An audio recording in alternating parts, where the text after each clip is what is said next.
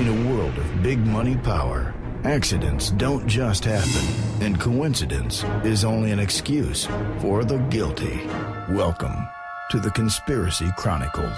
The only thing we have to fear is fear itself. Nameless, unreasoning, unjustified terror. In the councils of government, we must guard against the acquisition of unwarranted influence, whether sought or unsought, by the military-industrial complex. The potential for the disastrous rise of misplaced power exists. We must never let the weight of this combination endanger our liberties or democratic processes. We must not fail to comprehend its grave implications. For we are opposed around the world by a monolithic and ruthless conspiracy that relies primarily on covert means for expanding its sphere of influence. It is a system which has conscripted vast human and material resources into the building of a tightly knit, highly efficient machine that combines military, diplomatic, intelligence, economic, scientific, and political operations. There has been an attempt, as perhaps you know now, on the life of President Kennedy. He was wounded in an automobile driving from Dallas Airport into downtown Dallas. The flash, apparently official, President Kennedy died at 1 p.m. Central Standard Time. Good evening. Dr. Martin Luther King, the apostle of nonviolence in the civil rights movement, has been shot to death in Memphis, Tennessee. Senator Robert Francis Kennedy died at 1:44 a.m. today, June 6, 1968. An incident that took place less than 15 minutes ago at the Washington Hilton Hotel when shots were fired at President Reagan. A second bomb has been found inside that federal building in Oklahoma City. The whole side has collapsed? The whole building has collapsed. The whole building has collapsed? The building has collapsed. That's the southern tower you're talking about. Exactly, the second building. Let us never tolerate outrageous conspiracy theories concerning the attacks of September the 11th. Malicious lies that attempt to shift the blame away from the terrorists themselves, away from the guilty. And now, here are your conspiracy detectives, Joe Joseph and Tim Watts. Welcome aboard, everybody, for another edition of the Conspiracy Chronicles here on the Orion Talk Radio Network. I'm Joe Joseph, along with my good buddies Tim Watts and John King. If you remember last week, we were talking about how the United States it's really become the modern-day version of pre-war Nazi Germany. And we detailed all the ways that there are striking similarities between the two. Well, tonight we're going to talk a little bit about how Hitler rose to power. And one of the biggest aids to Hitler's rise to power, Timmy, was the Bush family, wasn't it? Yeah, that's what this is all about, folks. The Bush family crime syndicate tonight. The Bushes and their cronies and 4 generations of treason. Yeah, absolutely. I mean, this is going to be hard to get into 2 hours, for sure. And, of course, we also have at the top of hour number 2, King's Court by John King. He'll give you his editorial for the week, so we have a jam-packed show. So, Timmy, where do we get started on our journey with the Bush family? Well, it's a really sordid family. You know, there's a lot that goes on with this. And first off, I guess we should say that for those that were expecting John Hankey to be on with us tonight, we are still hoping John will make it in here. He's been a little disposed here, and hopefully he's going to sign us with us pretty quick. But John, he put out the movie JFK 2, which is a phenomenal movie. You can get that on the internet. So hopefully he'll be on, and we can get his take on that and everything that went into that JFK 2 movie. But when you back up and look at the Bushes, I tell you what, I mentioned earlier that it's 4 generations of treason. Now you've got W. Bush, you've got H.W. Bush, you've got Prescott Bush, but a guy that very few people know about is Samuel Prescott Bush. And that's actually, a Prescott's dad. And now the reason it's an article I've been working on for a while, Joe, you know about it, the 4 generations of treason for financial reason. Right. You've got Prescott, with all of his relationships and George W. and George H.W. But when you look at the matriarch of the whole family there, Samuel P., I mean, I tell you what, here's a guy that sat on the War Industries Board.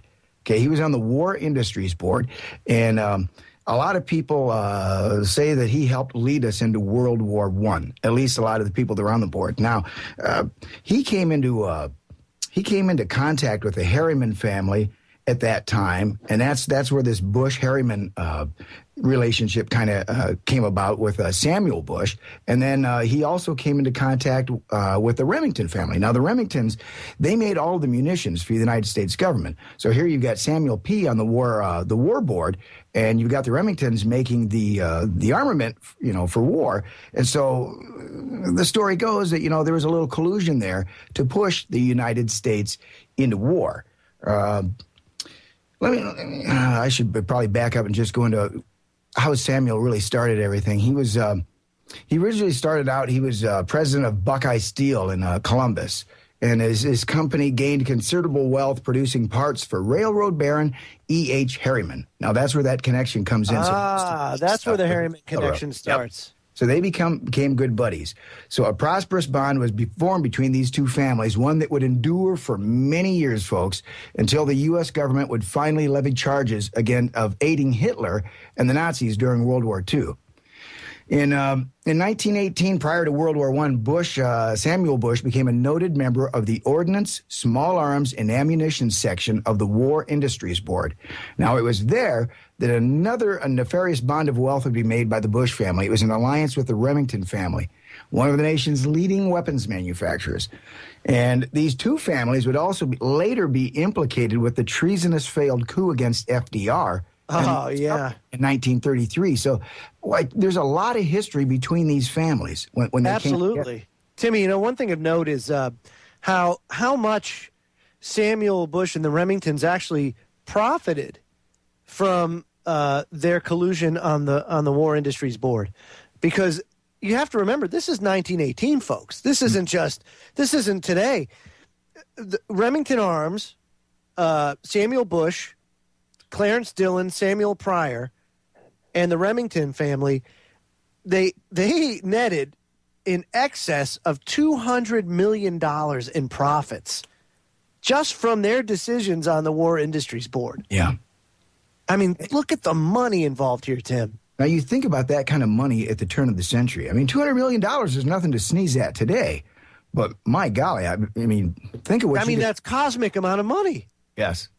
Yeah, and that's, the Nye Commission was formed in 1934 in the U.S. Senate, also known as the Special Committee on Investigation of the Munitions Industry. Now, their sole purpose was to investigate the impetus for U.S. involvement in World War I.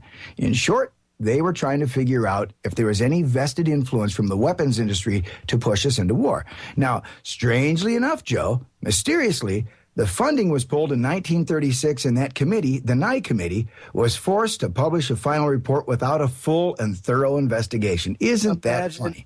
Imagine that. Somehow they just curtailed the whole committee. So, huh? Well, one thing that also, I mean, the Nye Commission, had it been given the opportunity to see its investigation through, Tim, they would see the war board as the merchants of death that they were. Well, pretty much they did, because, even though that they weren't able to come to a final conclusion with the report the way it should have been if the committee had played out all the way, many of the people that were on, the investigation, they made up their mind, and they said that even though that the committee was shut down early, they agreed that there was undue influence used by the War Industries Board and the Remingtons to get us into World War I. And so that these people could profit handsomely. So it doesn't matter that they got rid of the Nye Commission. The people that were part of it, they formed their own idea, and they pretty much figured out that, yeah, that's what happened, We had people that pushed us into war for financial gain. Oh, in excess of $200 million in 1918. A king's ransom at that time. I'm actually trying to find it right now, Tim. What would be the conversion from 1918 that's a good idea. to today? Find out how much money that would be in today's. Because think about what you can do with that. You can, man, $200 million. Not only is your family rich, but now you can, start to, parlay deals, and buy judges, and and influence government, influence politicians. Just a bad thing to happen all the way around, right at the turn of the century. And, of course, this is, right around the same time you've got, You got, all those guys trying to put together the Federal Reserve with the Rockefellers. Okay, I found an inflation calculator. I am on my way back, Tim, to the year 1918. $200 million in today's value equates to... Holy schmokeroni! Ho! How much?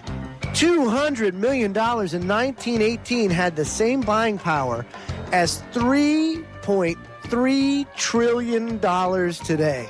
Whoa! Holy smokes! And you say there's nothing nefarious going on there. Holy crap, folks. We'll be right back after these messages. More with the Bush family when we come. Orion Talk Radio welcomes new host Rudy Z to the station lineup. Don't miss Rudy Z's wake-up call Monday morning, 8 a.m. to 10 a.m. Eastern Daylight Time. And you can hear it Monday to Friday right here on the Orion Talk Radio Network. Live from London with all the latest news and headlines. It's Wake Up Call with Rudy Z. Guys, the Bushes. We just started talking about Samuel Prescott Bush, Daddy Bush. Yes. Yeah. And how they benefited just from his collusion with the Remington family on the war board of, World War I. And $3.3 trillion of today's dollars is what that's incredible. So that's what $200 million in 1980 money. Wow. That's incredible. I was thinking maybe billions, but trillions, really? Yeah, that much. I mean, now you see what you can do, folks. Think about, what that family was able to do then at that time with that kind of money. That's insane. Right. By two presidencies. Are you sure that conversion is correct? I mean, geez, my gosh. So if that's the case. But no, seriously, I was going to throw out here. Think about that. If that $200 million is worth that much, think about what the Rockefellers had at that time, because the Rockefellers had way more than $200 million. Sure. And what this is, Tim, this is calculating it at 3.03% annual interest from 1918 to that point in time. So at 3.03% annualized, it is $3.3 trillion. Wow. So, I mean, unbelievable amount of money that they made, staggering amount of money. And with that kind of money, you can pretty much do anything you want to do and buy anyone you want to buy. Yeah, you can absolutely do anything. And apparently they did. So for everybody now, that says, oh, no, it's just impossible to do that stuff. Well, think about when you've got, $3 trillion at your disposal, or the buying power of $3 trillion. Holy cow. If I had $3 trillion today, you know how many judges I could buy, Joe? Man, it'd be incredible. You know how many people I could prop up for Congress? I could run anybody I wanted. I could outspend anybody, and I could put every a-hole I wanted in every state. It'd be easy because I'd outspend everybody. Because that's all it takes in this country is money. Money. You just throw money at it till the problem goes away. You're right. Hey, one thing of note with Samuel P. Bush, those profits came at a price, and that price was $37,508,686 people killed during World War I. Mm-hmm. It's because of that. That price had to be paid for them to make their money.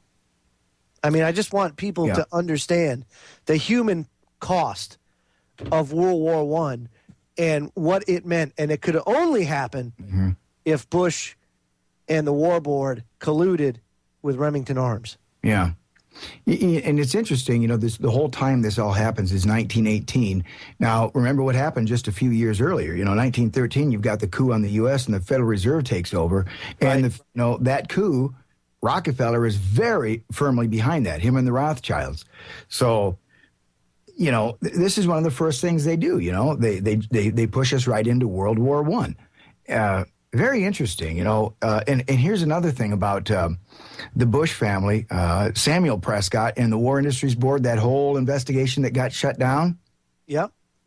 Guess what happened to the records and the correspondence on the Bush family's role? They were put in the National Archives for public display.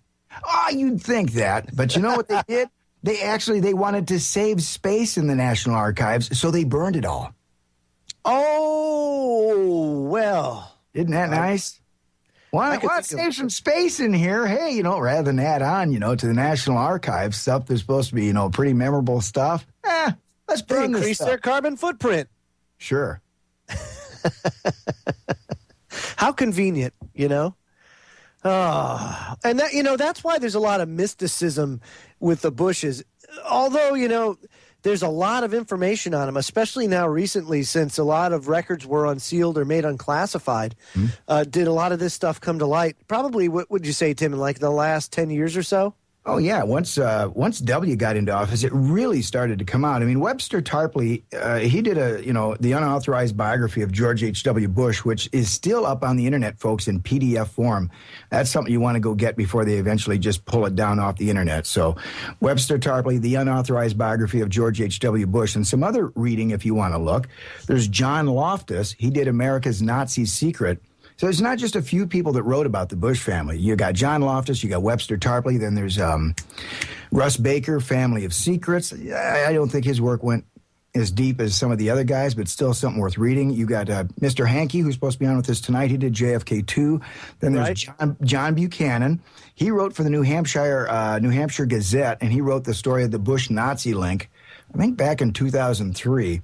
And then after that, you had Ben Arris and Duncan Campbell for The Guardian UK that wrote about the Bush family and their Nazi ties as well. So it's very well documented, folks. Absolutely. All you got to do is go out there and take a look, because you're going to find some stuff that's very uncomfortable. And you're going to start asking yourself, hey, why didn't the media tell us about this?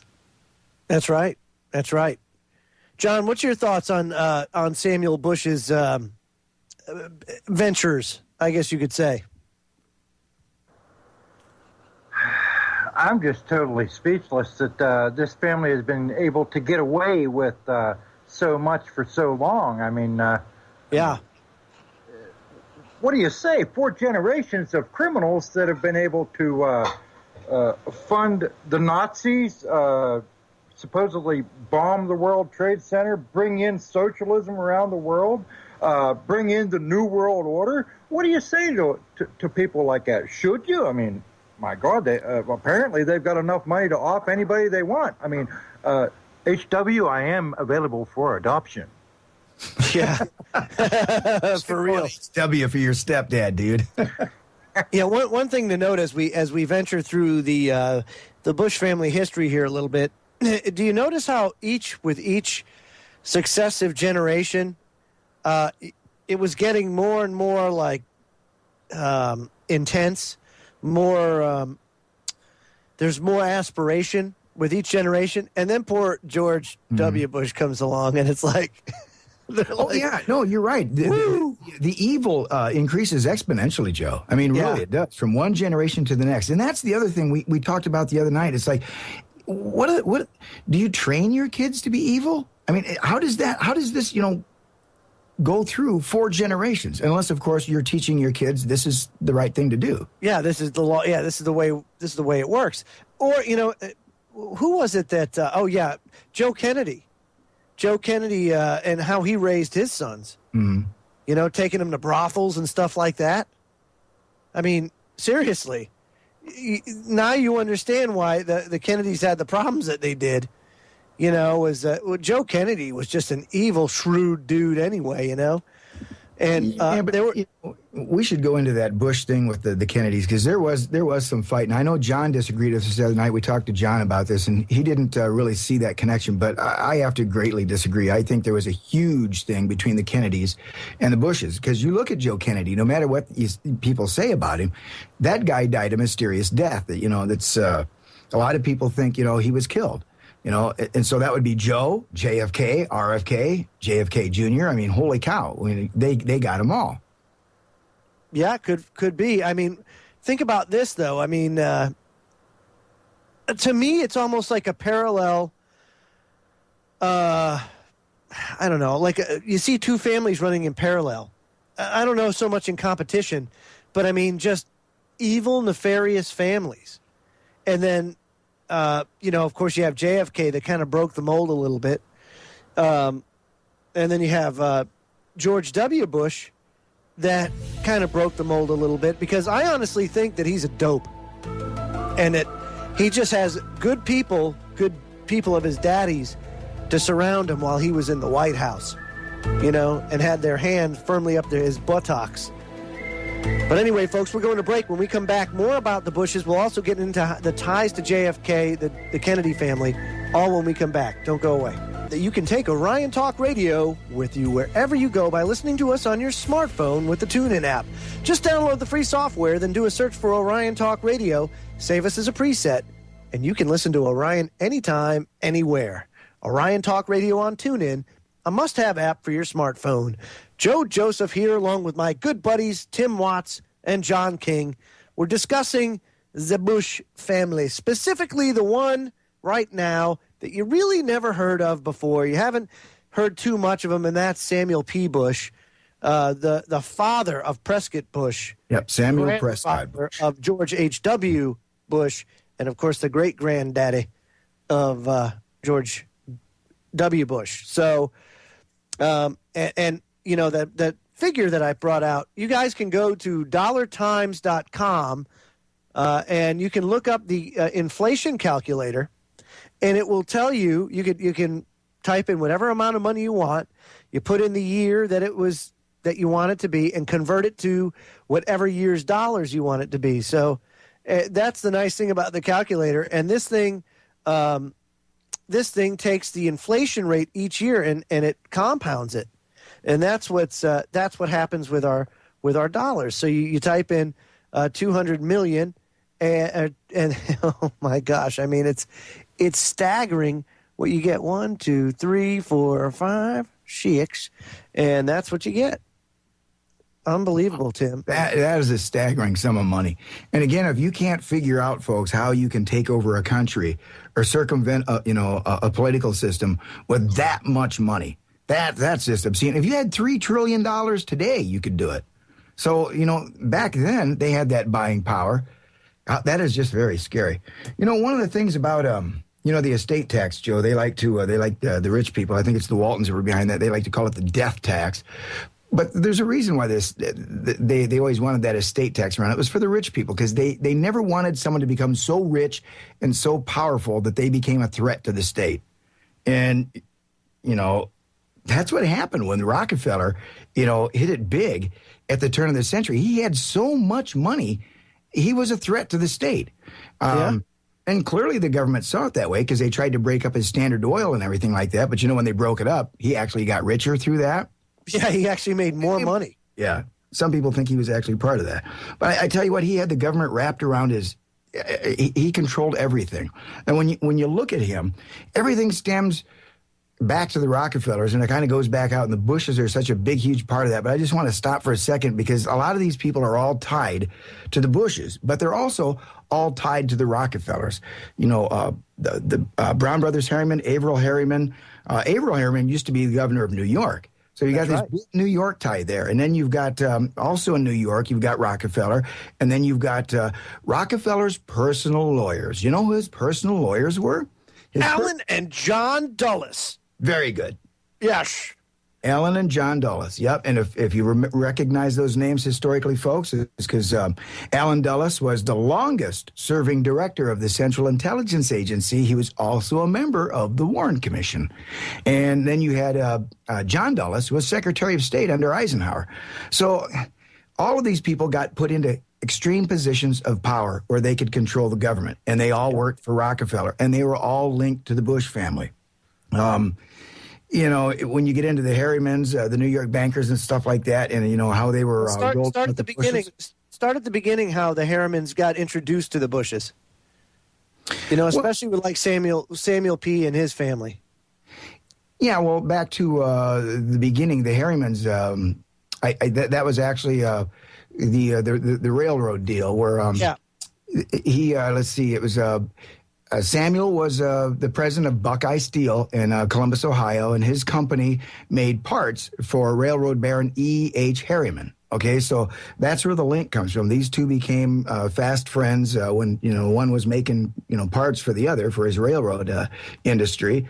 And, well, from there, I mean, Katie barred the door. I mean, look at the evil that little liaison brought about for this country. You get all the way up to World War II and trading with the enemy with these guys. And then you get all of this eventually brings about everything we've got today. You had Operation Paperclip after all of that, where they brought the Nazi ideology to the United States. And when you think about it, this little cabal that we're talking about right now, they are the ones that are really essentially the reason for why our country is the way it is today. I mean, it's just really gotten away. But I tell you, that's a staggering number, Joe. I didn't have any idea, what that kind of money would translate to back then. Yeah, that's an amazing sum of money. And again, one that you can pretty much buy your way to anything, anytime you want. And one of the interesting things, you talked about the Harrimans. It was the Harrimans, Averell Harriman, again, former governor of New York, who met with Fritz Thyssen in 1922 as the Fritz Thyssen, of course, was the prime sponsor behind Adolf Hitler. And about 2 years later, after their meeting, they opened up a Thyssen branch of the Thyssen Bank, the banking corporation, right in New York City. And they supplied funds with W.A. Harriman and Company to begin the Union Banking Corporation in Manhattan, where Union Banking Corporation, Tim, who was part of that? Yeah, well, you got Herbert Walker. That's right. You got Herbert Walker, and then you've got Prescott Bush, who Daddy Bush at that time, Samuel P., puts young Prescott Bush there as his kind of like first job. Here, go ahead and run this bank for me. Yeah. Oh, okay, Pops. And so he starts off with the Union Banking Corporation in Manhattan, chiefly to handle German funds supplied through the Thyssen-owned Nazi Front Bank voor Handel as Schweitvart in the Netherlands, BHS, we'll just call it. And they were, the purpose of UHC was to purchase American commodities, chiefly gold.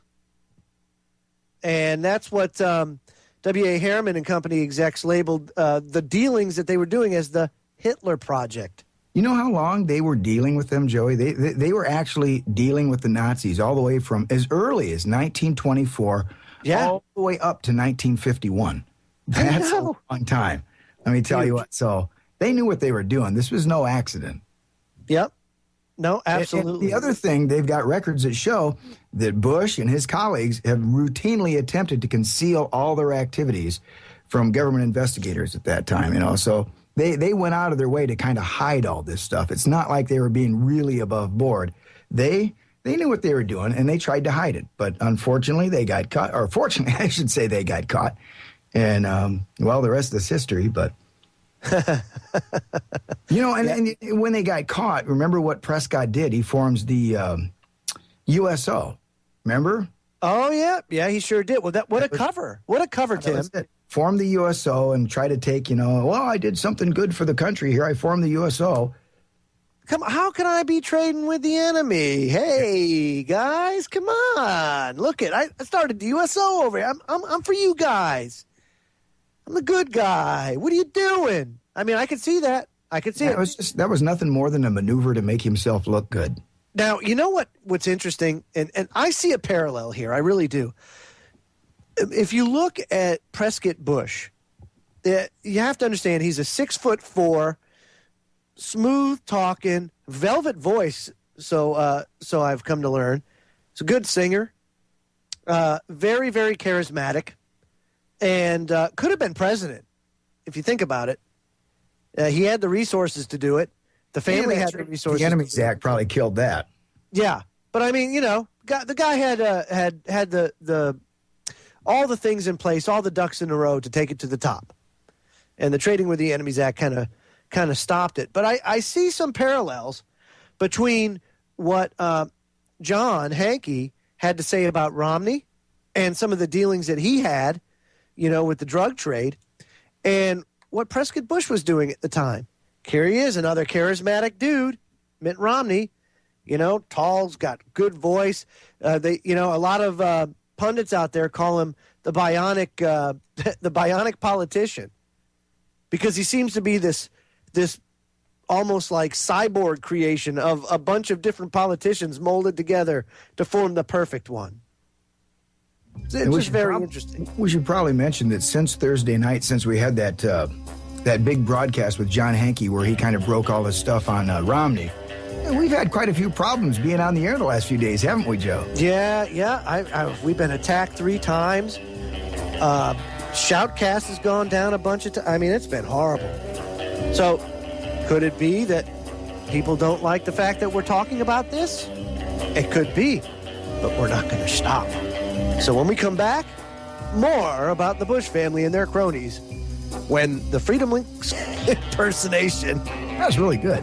Hey, because that's the way, hey, that's how I roll sometimes, Don't forget to take Orion Talk Radio everywhere you go. That's right. Thank you, Wally. Yes, Joe Joseph along with Tim Watts and John King as we wrap up hour number 1. And to do so, I think it would be interesting to kind of, as much as we could spend another hour just talking about Samuel Bush and all the stuff that he got into. But because time is short, we're going to move on to Prescott Bush. Now, Prescott Bush, of course, being the father of George H.W. Bush. And he was the first one accepted into the Yale Secretive Society, Skull and Bones. Yes. Well, that's where that connection starts. He graduated Yale in 1917 and later became a trustee of Yale University. Isn't that interesting? Yeah. It was 1918 he did a very nefarious act. Isn't that right, Tim?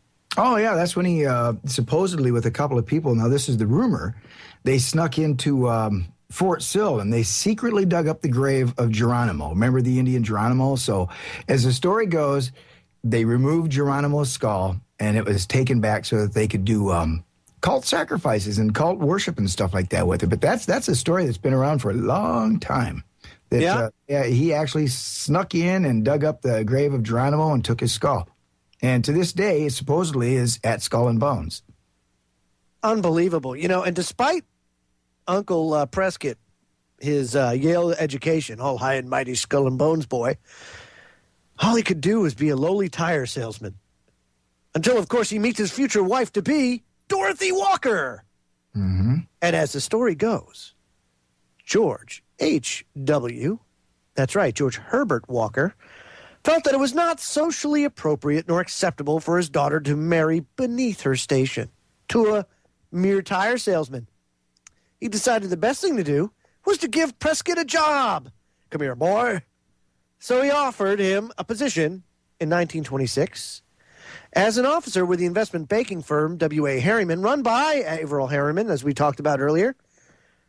And as it was, Harriman was the son of Union Pacific Railroad Baron E.H. Harriman. And it was through this company they eventually merged to become Brown Brothers Harriman, Timmy. Yep. And Prescott became a managing partner. And that's interesting because after that merger, then George H.W., George Herbert Walker, left after to concentrate on his own firm, leaving Prescott Bush really one of the major power players within Brown Brothers Harriman. Yep. Them and E. Roland Harriman, yep. Yep. So it's very interesting how Prescott very quickly rose to power. How convenient it was that he met Dorothy Walker. You know what I mean? After, of course, Walker working for the Harrimans having known the Bushes for many years. Seems like it'd be more of an arranged thing, don't you think? Yeah, it's too close. It's too close together. Everybody's too close.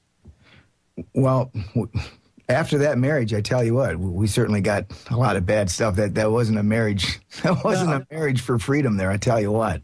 No, demon seeds, demon spawns. Yeah, that's just like two sordid families coming together, and it just gets weirder after that.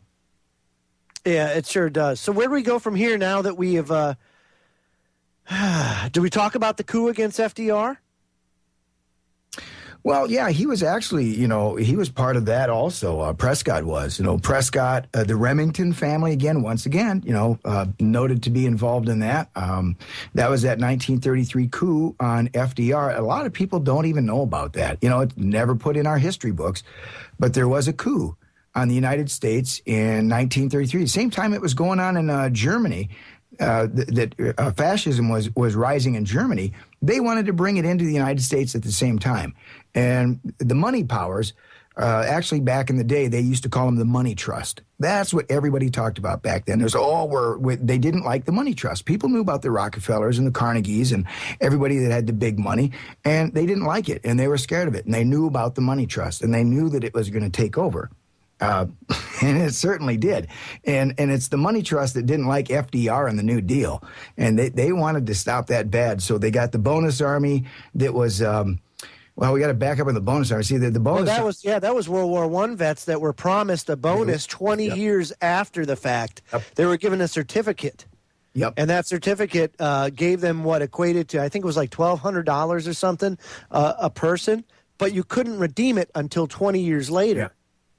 And they were coerced into, somebody got to them and says, "Hey, you need that money now." I think they needed that army, But it was a member of Congress, if I remember right, that said, get them their money now. Yep. And that was orchestrated, do you? Oh, come on, really? You think? Yep. Because look what they used them for. They used them for a little army. And so the bonus army marches on Washington. They start up that shanty town outside the White House. Yeah. And the rest is history. General MacArthur's called in, and the army's called in to break it all up, to smash it down. And it was through the information or the whistleblowing of General Smedley Butler that it all came crashing down. Because here you have a very decorated Marine Corps general, but one that's kind of a bit disgruntled. Mm-hmm. Here he was doing all the banksters' dirty work time and time again from, say, the time of the Spanish-American War on up past World War I. And then when he comes back and he's up for duty, he gets put in desk jobs in the United States after World War I, and his kind of outspoken gentleman. So because of his outspokenness, he is passed over as commandant of the Marine Corps, and he retires and starts speaking. But the money trust understands that, and they try to recruit Smedley Butler to do the dirty work, to lead the coup of, I think it was, 500,000 World War I vets? Yeah, I think it's pretty much around 500,000 vets that were camped around Washington, trying to get their money. But again, they were coerced into that, and just for the fact that they wanted to use them as leverage. And, Smedley Butler goes on and talks about that. They wanted to use them as a club to beat the government over the head with. They wanted to force FDR out, and they wanted to put a fascist government in its place. And Smedley Butler went on. We've got audio of it. Matter of fact, you should find that. We've got that. We'll play that here later on about this. Yeah, we'll play that. Yeah, sure. Next hour for sure. The fact that there was a coup against the United States, and he went along with it just long enough to find out the people that were behind it. And now it's a real thing, folks. It doesn't end up in our history books, but all you got to do is go back, do a Google search for the McCormick-Dickstein Committee. The McCormick-Dickstein Committee. They met, and they found out the entire thing was true. Absolutely 100% true. Now, the McCormick-Dickstein Committee, like the Nye Commission and like the Reese Commission and so many other commissions that investigate people of wealth, was, oh, geez, Joey, somehow defunded. Curtailed. Yes. Yeah. Isn't that interesting? Yeah. Yeah. Time and time again. I mean, this injustice, folks, that we see today is nothing new. This is nothing new. The only difference that separates us today from the people back in the 20s, the 30s, the 40s, is the fact that the information now spreads at such infinitesimal rate. I mean, it's unbelievable. It just goes lightning fast, and it's at everybody's fingertips. So the ability for us to be informed is so much greater now than it was back then. And the press really controlled the narrative. I mean, the press really wielded the power. They don't so much today, though, Timmy, because the rise of the alternative media has really helped to bring about a renaissance in the way information is reported. And so that's the difference you have today. But these nefarious plots, these bankers getting off the hook, this has happened time and time again. And this is just another great example. The McCormick-Dickstein Committee on just acknowledging that this went down, but then what happens? Nothing. Yeah. And, and it wasn't just, the bankers, but I mean, you've got a lot of rich, notable families, very rich aristocracy, the Morgans, the Rockefellers, the DuPonts, the Remingtons, the Harrimans, and yes, the Bush family, to name just a few, all intent on, reshaping the United States at that time and putting a fascist government in place, one that, the corporate state would oversee. And the rich powers that be, the Rockefellers. That's right. Unbelievable story. Unbelievable story. And with that, of course, we're coming up on the end of hour number one. When we come back in hour number two, we'll talk more about Prescott Bush and start getting into George H.W. Bush. Because out of all of them, George H.W. Bush really had the most ties to the people in government. I mean, he has his tentacles everywhere. Well, so, the head of the CIA, I mean, unbelievable power this guy wields in history, in American history. You remember a Nazi named Richard Galen? Yes, I do. Yeah, he was very much tied to the Bushes and the CIA as well. So maybe we can talk about Richard Galen and the Bushes later on, too. Yeah, so all that. Talk about That's right. And when we come back, first order of business, of course, John King brings the court into session with this week's edition of the King's Court. So don't go away, folks. We'll be right back. This is the Conspiracy Chronicles on the Orion Talk Radio Network. And I just want to remind everybody of the new Orion Talk Radio Newsline. You can give us a call with your comments and suggestions, and if, could be a good chance we might play your comments on the air because we care about what you think at Orion. So call us, the number 888-272-4434. That's 888-272-4434. Joe Joseph along with Tim Watts and John King and his King's Court. Take it away, old boy. Thanks, Joe. September 11th, 1991. A day that will always live in my memory. A day George Bush Sr. first openly announced the New World Order. He said, "We have before us an opportunity to forge for ourselves and for future generations a new world order, a world where the rule of law, not the rule of the jungle, governs the conduct of nations. When we are successful, and we will be, we have a real chance for this new world order, an order in which a credible United Nations can use its peacekeeping role to fulfill the promise and vision of the UN's founders." Fast forward exactly 10 years to the day, September 11th, 2001, a day that will live in American infamy like Pearl Harbor. We were attacked. Whether you believe it was an inside job or not, you must concede that we have lost many of our liberties and freedoms to this faceless threat of terrorism. Let's break this down, shall we, and see for ourselves the hidden message within the message. George Bush Sr.'s father was a Nazi sympathizer, as we had said. Almost every presidential directive since has mirrored the Third Reich's political policies.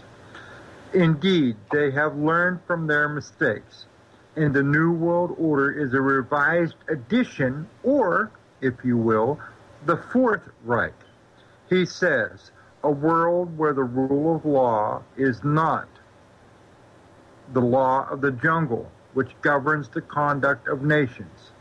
What did he mean? The elite of the world have long considered the common masses as animals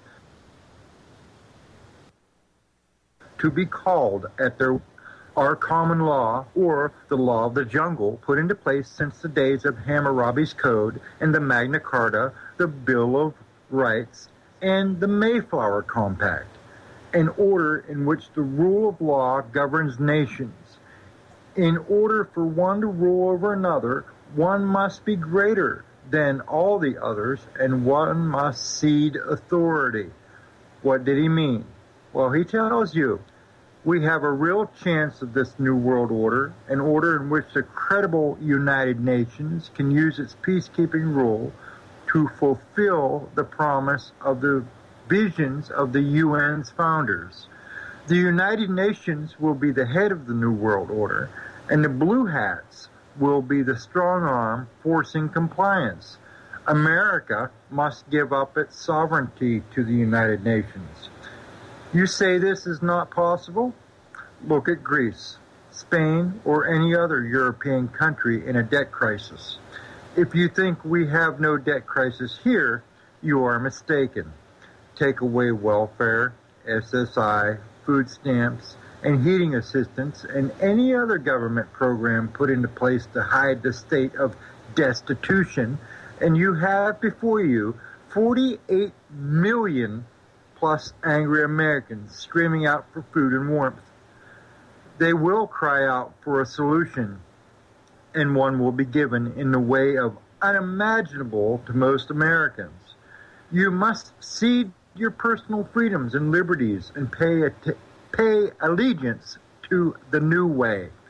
If you think this is not possible, the next time you're on a bus or in a mall or Walmart and you see a family with young children, ask yourself, what would they do to keep their kids alive, fed, and warm? What would you do? Of this, I can only say, screw you. Read my lips. No new world order. Buy a pack of cigarettes, folks, and send them to The Hague. Humanity will cleanse itself of this cancer known as the New World Order, and this time make an example of those who might follow in the footsteps, seeking 1,000 points of light. Joe and Tim, back to you. Thank you, John. Very good. And a little brief recap, Tim. Let's do like a 2-minute recap before we get into some new subject matter, shall we? All right, going through the Bush family crime syndicate, 4 generations of treason, and it starts out with Samuel Prescott Bush, who, in the early 1900s becomes, he actually makes parts for E.H. Harriman for his railroad, so that's where they established that link with the Bushes and the Harrimans. And then later on, he kind of goes into collusion with the Remington family, as the story goes, because Samuel Prescott Bush is on the War Industries Board, and Remington Arms makes all the weapons. And so they think, hey, where could we kind of put this all together? But hey, maybe a little world war. So, and then you had the Nye Commission that investigated the whole thing. They said that they thought that indeed that's what happened, but somebody shut down the Nye Commission. And then you move on to Prescott Bush, and Prescott is involved. And geez, how many things can you say that Prescott is involved with here? Let me see. I mean, wow. It just builds. It builds on. I mean, give me some examples of what he's actually involved in. Well, Prescott, helped in the 1933 coup against FDR. He aided and abetted the Nazis during World War II. I mean, there's 2 big heavy things right there, but it doesn't stop. He was heavily involved in Operation Paperclip, and he started the OSS, which is the forerunner of the CIA. The big problem we have in the world today, the CIA, and we can thank Prescott Sheldon Bush for that. But now, here's something I want to read to you real quick, Joy. There's an article that's titled, you can look this up, folks, on Google. It's called Dynasty of Death. Yes, fantastic, by Global Research. Yeah, historical perspective on the Bush family. Again, that's Dynasty of Death, historical perspective on the Bush family. Look that one up. Now, here's a quote from that article. There is no historic parallel that can be drawn. Nothing compares with the accomplishments of the Bush family. No dictator or tyrant can equal the suffering and destruction they have wrought on humanity, as they are not mere tyrants themselves, but the makers and breakers of tyrants. the organizers and profiteers of war and death. They are not alone and solely responsible for creating the present-day military-industrial complex. However, since 1915, the Bush family has been directly involved in World War I, World War II, the Korean War, the Vietnam War, numerous CIA secret wars, the Gulf War, and now the never-ending war. The past 4 generations of this one family have had a hand in promoting and profiting from most of the major wars that America has waged since the beginning of the industrialized age. And that again from the article Dynasty of Death, Historical Perspective on the Bush Family. That's pretty heavy, dude, when you think about all of the bloodshed, all the people that are dead in order to do what? To advance an agenda? To reap a profit? I mean, just that one World War I alone, 38 million people dead so that they can make their $200 million? Unbelievable price to be paid in human blood. John, man, go ahead, buddy. Hey, with all the noise that's going on over in the Middle East with the rhetoric talking about World War III, I wonder what the Bush family has their hands in and all of that over there. Ever give any thought to that? Well, Saudi Arabia, I mean, for crying out loud, they can't stop kissing those guys. That's all you see is these guys open mouth kissing all the time. Oh yeah, I mean, the ties run deep there too. I mean, absolutely.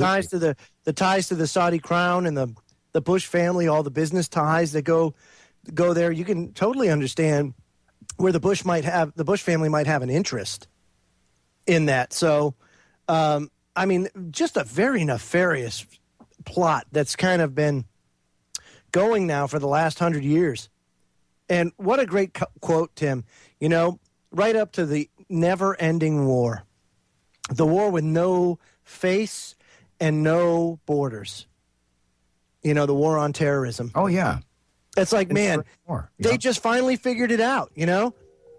Trial and error, trial and error, trial and error. Oh, it's just, wow, you know, we did it all this time with all these different types of enemies. And now we're going to go with the enemy with no face and no borders. We can't lose, boys. I mean, and they haven't. Look at the money that's been reaped in because of this war on terror. Look at how many bullets the DHS just bought. Who profits from that? Oh, the Remington family. Pip, pip, cheerio. We'll be right back. Folks, don't forget to tune in to my good buddy Popeye every Monday, Wednesday, and Friday from 10 p.m. to 12 a.m. Eastern Daylight Time. And again on Sunday from 5 to 7 p.m. Eastern. That's Down the Rabbit Hole with Popeye here on the Orion Talk Radio Network. News and views beyond the mainstream media. Joe Joseph here along with Tim Watts and John King and Timmy Prescott Bush. What other dirt can we dig up on Prescott? Well, you remember we mentioned earlier that it's interesting to have 4 generations of a family and everyone somehow commit treason. You know, and you think to yourself, what, are they raising their kids that way? Well, obviously they must have, because there's an old quote that's attributed to Prescott Bush, Senator Prescott Bush, and this is the quote: "There's 3 things to remember: claim everything, explain nothing, and deny everything." And that's kind of an interesting quote to come from a fellow who holds the position of senator. And speaking of senatorship, you know, in 1950, he had an unsuccessful bid. He ran for Senate in 1950, and he was rebuffed by the voters. However, due to an untimely death by the incumbent, James Ryan. How convenient. Yeah, Prescott was then elected to the Senate. And he served from 1952 until 1963. Oh, yeah, just a little untimely death there. And what a shame. Prescott is into the Senate. What a shame. What a shame. You know who one of his proteges was, too? I got the picture in front of me right now. Remember the picture of Prescott with the young Tricky Dick? And he's like, Tricky Dick. Oh, yeah. And he's got like a fedora. Yeah, he's got his hat on. Yeah, and he's trimming the bill of Tricky Dick's hat. You know, he's kind of, it's like he's the anointed one. You know, he's picking out his little weasel, his little minion there. Tricky Dick looks really young at that time too. Yeah. But it's just, you see how it just all kind of from 1918 all the way through, they just keep this little cabal going. And, go from Prescott's got his new little protege now. He names Richard Nixon. And, geez, the rest is his. And then there's some interesting pictures of Prescott that you can find on the internet also, talking with Eisenhower, with Ike. And it's interesting, as you sit there watching him in this picture with Ike, you can see who's the one that's leading the conversation. It's clearly Prescott Bush, and it's not Ike. I find to be quite telling, Yeah, absolutely. I mean, the body language, of course, tells a lot about it. But the interesting thing about Prescott, of course, was that he was the first Bush really to have his tentacles in government. I mean, really entrenched. He had it everywhere. Of course, you had the Dulles brothers, who helped cover up the UBC banking scandal, all of the Trading with the Enemies Act. They helped put that under the carpet. One of the ways they did it, by the way, folks, you ever hear, oftentimes they'll say, why? That Bill Clinton was a CIA operative. Well, one of the first people to use that excuse was Prescott Bush. And basically the investigation into Prescott Bush and his UBC Corporation and the Union Steel Corp was kind of swept under the rug because the Dulles, Alan Dulles, went and said, look, this guy is an operative for us to investigate things going on in Germany. All the while, Prescott is benefiting from it. I'm sure greasing the skids of Alan Dulles along the way. But Dulles squashes it by telling him, hey, look, this guy, he's a CIA operative. You can't investigate that. That'll compromise our operation. Yeah. And so it's swept under the rug. It's swept under the rug. And how many times have we heard it, reason why that Clinton, the Whitewater deals and all that kind of stuff, it just goes away all of a sudden, It's interesting. And, of course, it comes out later that, Bill Clinton was a CIA operative. Go ahead, John. If I remember right, Bush 41, the senior Bush, he was head of the CIA at one point in time, wasn't he? Yep, absolutely. And you know what that means, John? That means there are death certificates out there that have George H.W. Bush down on the bottom. I mean, because the CIA is in the business of killing, right, John? That's no surprise. Here's another thing. When people are always like, "Oh, the CIA is a good thing." It's like, really, do you really know the history of the CIA? And and now when you realize that it started by the Bush family, well, it kind of puts a different light on it. You don't say anymore. Yeah, we're not talking about clandestine operations in the interest of our national security. So that's not what's going on. Think about the ramifications of this. So you got a nefarious family who starts up, an intelligence organization, and it's widely accepted by our government to just go, have carte blanche, do whatever they want. I don't know. That's just pretty freaking scary, right there. That somebody like that could come up with an organization that has eventually become, the thorn in the world's heel.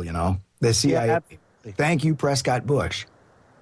Well, when you got senators and other politicians that wind up dead to try to oppose them, who's going to step up to the plate? Sure. Yeah, of course. It's hard to do it when any sentiment against it is suppressed permanently. Yeah, and you got the CIA to hide behind every time. You've always got the CIA to hide behind. Yeah, and one of the interesting things, of course, with John Hankey talking about his work and The Dark Legacy or JFK2, he goes on to and theorizes that it was George H.W. Bush, that actually killed Kennedy, or one of the people in the actual assassination. And that's I wish we could have had John on. We were supposed to be on tonight. We'll get him on again. But yeah, he's one of the first people to really go out on that and say that he was actually one of the shooters. And the reason why he says so is that's how you make your bone, in the mafia. You got to go out and you got to kill somebody, so that they know, they can control you. And I don't discount it. I tell you what, Joey, I just don't discount it because, you've got pictures of we've talked to Fetzer about this before, Jim Fetzer, about, the young H.W. Bush who's seen, there at Dallas. I think even Nixon was supposed to be there that day, Yep. Just interesting coincidences, Tim, that would be the case. And, like I said, Hanke gets into the fact that he actually places him at the scene of the crime. Yep. Now, again, whether or not he was a shooter, I don't know. I mean, you never know what kind of operation or what kind of position in the operation that Bush had. One thing's for certain, though, they were involved because, again, the Bush family is the one that created the CIA. They had all the people in place, all of their people in place at the CIA.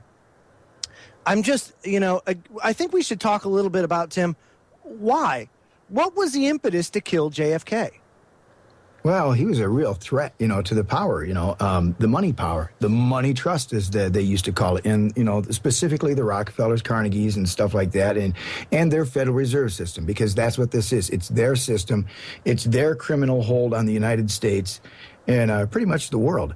But Kennedy wanted to undo that. Now, he realized, they had the monetary control of this country, and so what he did was he threw up a competitor to that. He threw up through Executive Order 11110, the silver certificates, which would have been the third time we would have had interest-free money in this country. The first being colonial scrip, the second being Lincoln's greenbacks, and then you would have had Kennedy's silver certificates. And not only did he throw that in the face of the Federal Reserve, but he also said he was going to break up the CIA into 1 million pieces and cast it into the wind. Now, why would an American president say that he would break up a U.S. intelligence organization like the CIA and break it into 1 million pieces and cast it into the wind? Stop and think about that. I mean, don't just let it go by you. An American president says he's about to disband and break up the CIA into 1 million pieces. Why do you suppose he said that? A former military man, too, World War II, PT boat captain. What would be the impetus for that? Yep. Interesting. Just think about that. Let that sink in as we go to break, folks. When we come back, we'll talk more about George H.W. Bush and his ascent to power when we return.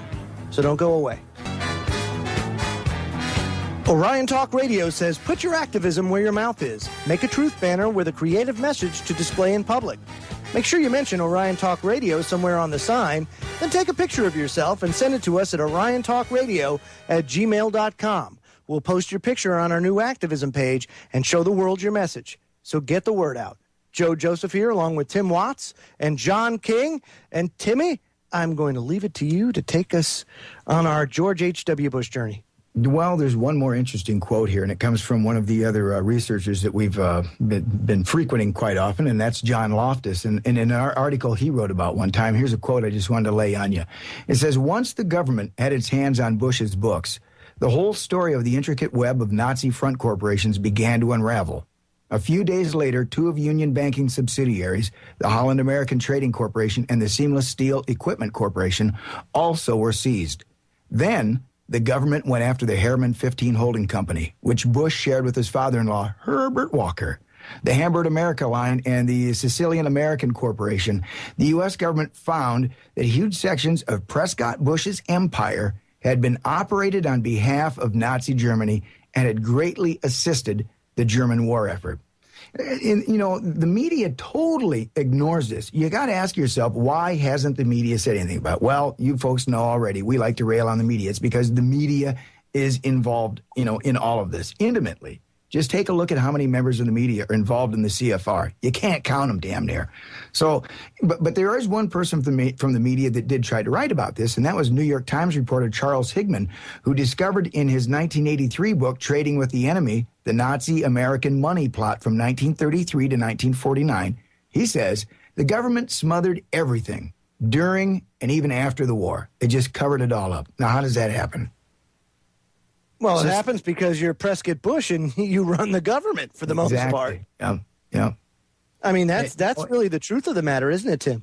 Well, when that one family has somehow kept, been involved in American government in one way, shape, or form since the turn of the century, well, you can see, what you can get away with.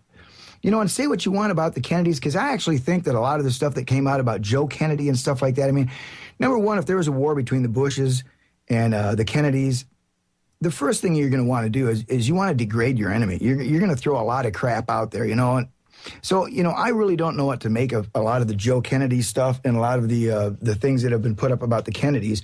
All I know is that the Kennedys tried to do some things to get rid of these evil, nefarious powers, but yet they've been made to be scapegoats in American society, told that these people are villains and evil people. I don't know if I quite believe it all. Again, you have to look at who they are up against. The millions and trillions, I'm saying millions, trillions that these people had. I mean, why wouldn't you discredit, an enemy like the Kennedys? And here's the thing, Joe died a strange death.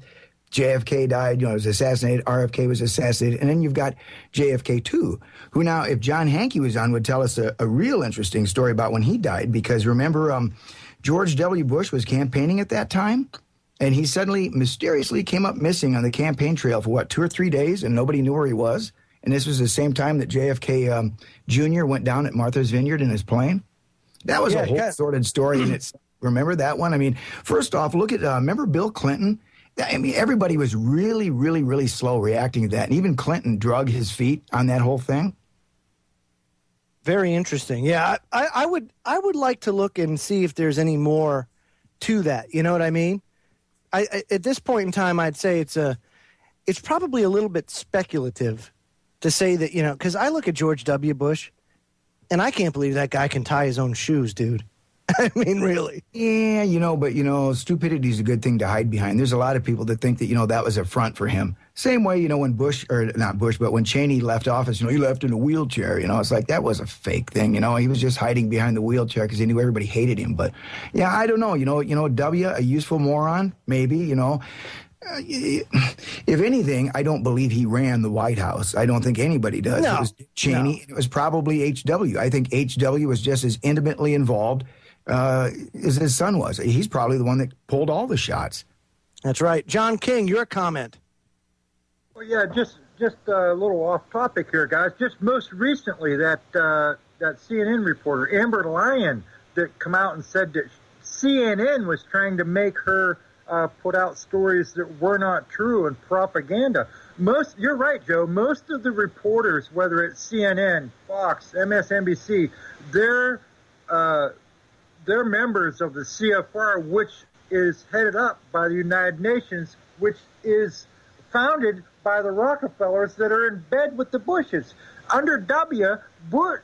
Bush, 43, was caught several times trying to put out propaganda and news that was false. These are all people, folks, that have an agenda, and truth is not one of them. They don't have your best interests in mind. No, they most certainly don't. They most certainly don't, John.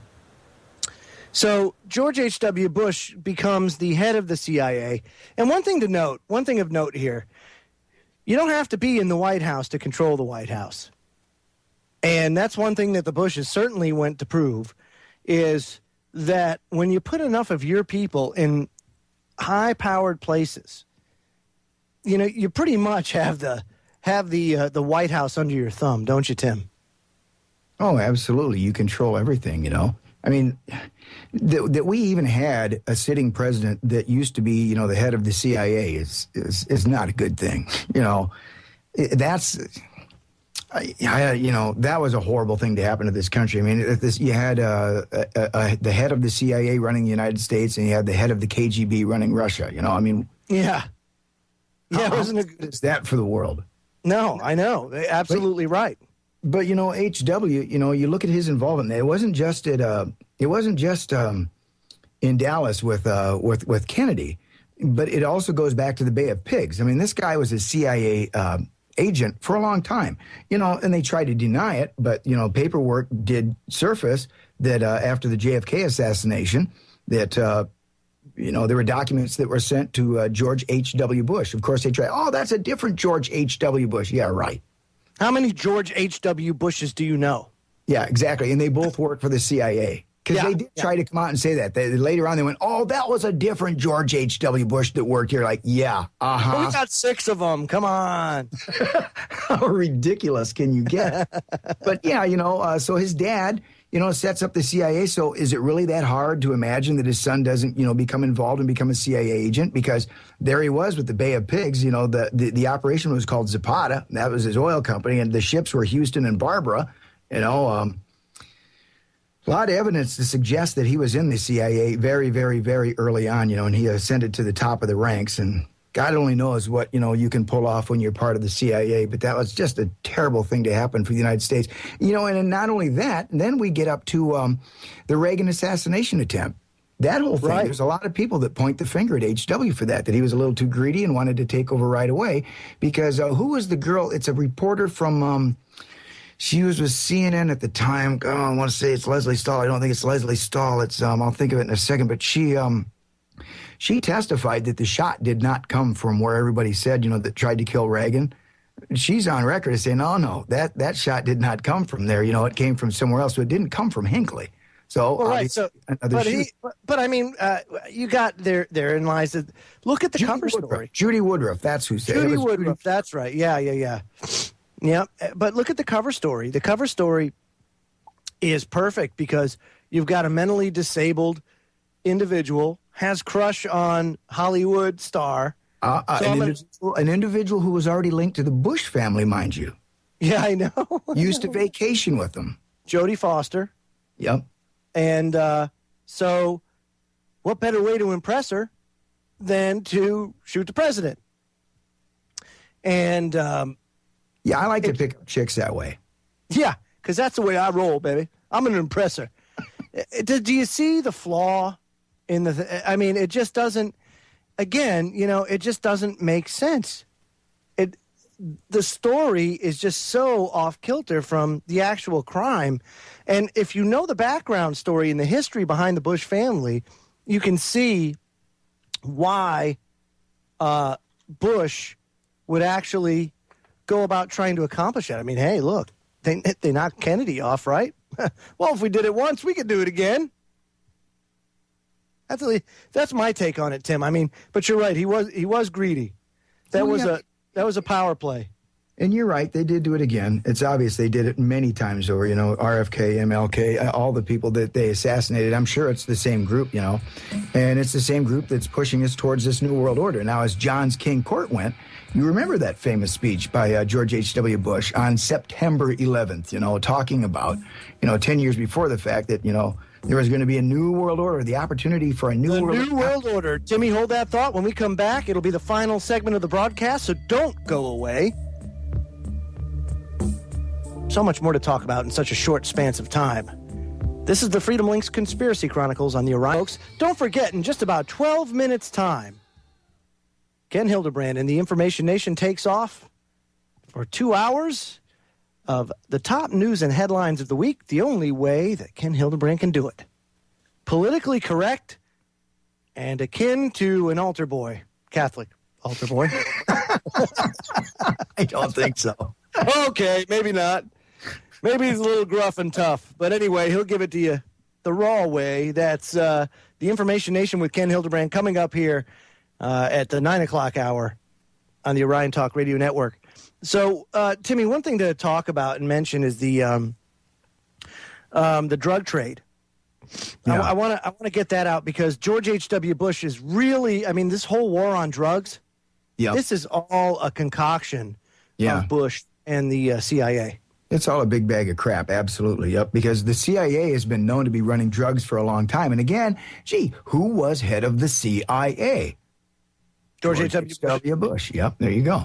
So obviously, this family is into so many nefarious things. And I mean, again, Gary Webb, he brought up all of this stuff with the CIA running drugs, laid it out very well, won some major awards and stuff like that. Didn't you get the Pulitzer Prize for that? Yeah, he got a Pulitzer Prize. And then what does he get out of it? Yeah, later on, because he got that Pulitzer Prize, he was so bummed out that he shot himself.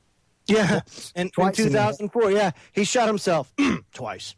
I mean, I've always, shoot me in the head with a high-powered rifle twice. You've just had a major break of your career. You won the Pulitzer. I mean, your life is set. and suddenly he's what are you going to do next? Yeah. He didn't go to Disney World. That's right. John King, your thoughts? Yeah, and who started or who launched the war on drugs? Tricky Dick, who we drew the picture earlier, was in bed with the Bushes.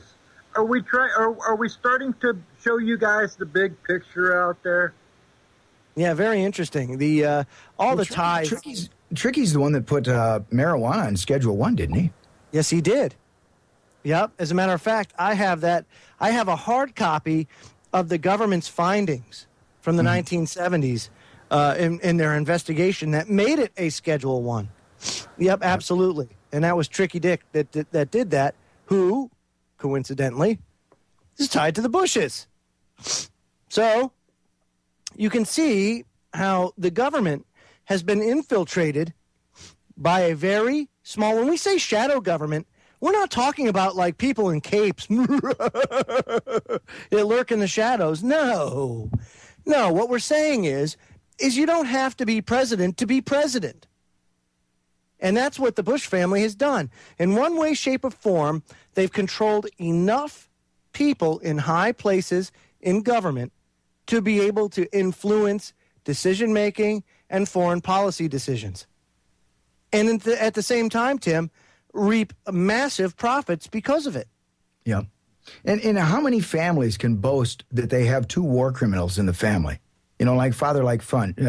You've got HW and you've got W, both declared war criminals. You know, can't really travel easily internationally right now, not unless they got their hired mob to get them through.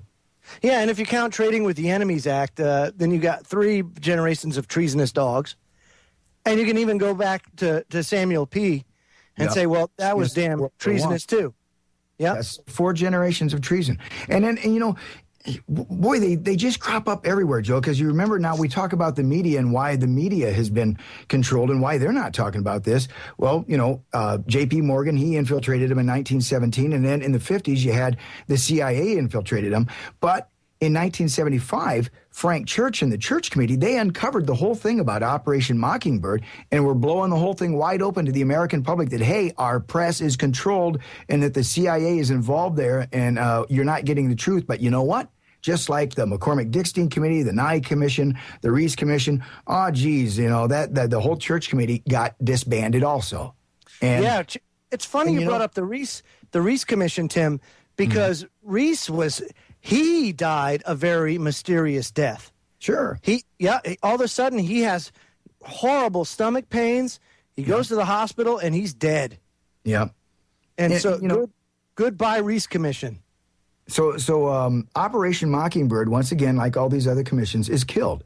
You know, right when they are revealing to us that our media has been, you know, circumvented, you know, and so it's William Colby, who's the outgoing CIA president at that time, who kind of does a little bit to get that thing closed down, but probably the bigger effort came from George H.W. Bush, because he's the one that succeeded William Colby and came in 1976 and actually just put the final kibosh on the Church Commission, and forever buried everything about Project Mockingbird. Very interesting. And yet again, folks, you just can't make this stuff up, you know? It's an unbelievable thing, and there's plenty of documentation out there now that supports what we're saying. Timmy, let's give some references again to the folks out in Radioland so they can read up more about the Bush family and kind of, you know, do their own research. Well, yeah, again, you know, if you want to look for authors out there, definitely look for John Loftus and America's Nazi Secret. Also, Webster Tarpley, the unauthorized biography of George H.W. Bush. You've got Russ Baker, Family of Secrets. Then you've got John Hankey with his JFK 2, great DVD. You can get that going to Amazon, folks. John Buchanan, who wrote for the New Hampshire Gazette, he wrote about the Bush Nazi link. And then you got Ben Arris and Duncan Campbell for the Guardian UK that have also, I mean, there's a lot of stuff out there, folks, ton of stuff. And matter of fact, while you're digging, you're going to keep finding other things on the Bush family. Now, remember, guys, Neil Bush? He was part of the big savings and loan debacle. That's right. And then you've got Marvin Bush, who was actually part of the security company that controlled the World Trade Center, the security for the World Trade Center. The electronic security, Jeb Bush was on that board, and then he left and went from Securicom, the company with 9/11 security, He leaves them and goes over to HSC, which is the Houston insurance company that pays out for 9/11. Yeah, 9/11. That's kind of interesting. You're there for the setup, and you're there for the payout. Look, I mean, I've heard of It's a Small World after all, but this is just too small. It's just too small. Jeb Bush, just before 9/11, talk about the martial law that got enacted in Florida before 9/11 actually happened. And then, of course, let's not forget Marvin Bush. Again, I forget, his housekeeper was crushed by a car in the driveway accidentally. Gosh, that happens every day. Whoops, must have saw something wasn't supposed to see. Must have known a little too much, maybe. That's what some people speculate. Yeah. And it's horrible. I just can't believe it. Any final thoughts, John, as we wrap up the broadcast for this evening? After exposing a family as evil as the Bushes, I just want to say in parting, Tim, I need you to start my car in the morning. The keys are above the visor. Yeah. And Orion will be down all week now, too. That's another thing, too. Sorry, Jibby, for sabotaging the network by talking about the Bush family. Well, I'm telling you, we were down 2 or 3 times since we had Hanky on Thursday night talking about the fact, he was talking about how Romney had, drug dealings and stuff like that. So I tell you what, man, interesting times. Interesting times. And folks, you could say, well, that's paranoia. Well, to some extent, perhaps. But the way in which our stream went down, very nefarious. Yeah. And John's point is well taken. I mean, look at all the people that have died over the years. I mean, for crying out loud, you just can't count them, And then, like you said, the assassinations, they just go on and on and on. They want to hit you, they're going to get you. I mean, you look at Wellstone, Paul Wellstone, that was a hit. And Governor Carnahan, down in Missouri, another hit. It's like if you're a threat to them, if you're someone that is going to undo their little political power base, I'm sorry, they've got the money, they've got the resources. You won't be around too much longer, No, and the pockets are so deep. The pockets are so deep that there is little that's not at their disposal. If you know what I mean. Here's a great example. I'll try to find the story real quick. But remember April Gallup, she was suing the government. She had named Cheney, Richard Myers, and I can't remember if Bush was named in there or not, but, she was suing the federal government over 9/11, and it had been thrown out of district court, and then she appealed, and then it was thrown out again by a Bush cousin. They actually had a judge sitting on the bench there who was a direct cousin for the Bushes, and he threw the thing out just like that. Not even going to look at it. Oh, no, that's just too wild and outrageous, he said. Yep, that's right. Interesting how that all kind of comes about. That, remember, folks, it's these power players that write the narrative. And really, when it comes down to it, those that are asleep are nothing more than little puppets or pawns on a chessboard being moved around here, there, and everywhere. And so you have to understand that the only way to not be a pawn on the chessboard is to break yourself and your loved ones and your coworkers out of the trance and do the research.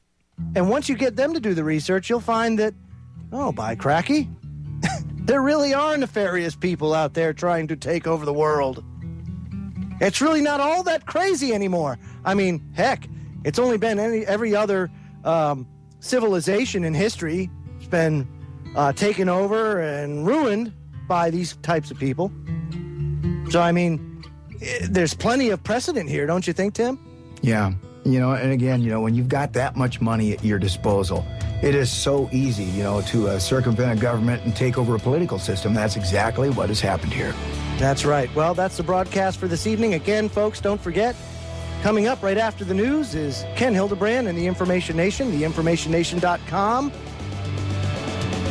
Thank you for joining us tonight. Don't forget the new website, thefreedomlink.net, thefreedomlink.net. We will see you Tuesday evening.